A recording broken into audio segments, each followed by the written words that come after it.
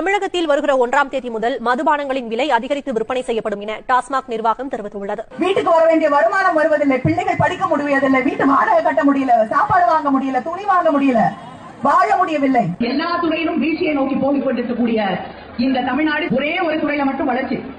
அது எது? டாஸ்மாக்.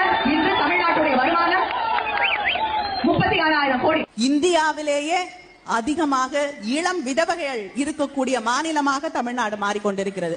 இளம் விதவைகள் நிச்சயமாக உறுதியாக நான் சொல்றேன், நிச்சயமா அதை செய்வோம். திமுகவுடைய முதல் கையெழுத்து மதுவிலக்கிற்கான கையெழுத்தாகத்தான் தலைவருடைய முதல் கையெழுத்து.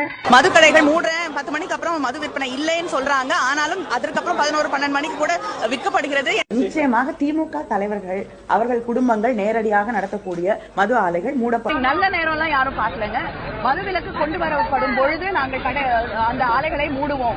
ஒரு நாள் டாஸ்மாக் கடைகள் இல்லாத தமிழகத்தை உருவாக்கக்கூடிய அத்தனை முன்னேற்றங்களை திராவிட முன்னேற்ற கழகம் செய்யும். தமிழ்நாட்டில் மதுவிலக்கு சாத்தியமா சாத்தியம் நீங்க திமுக வந்து ஆட்சியில் வந்த உடனே முதல் கையெழுத்த வந்து மதுவிலக்கு இருக்குன்னு சொல்லி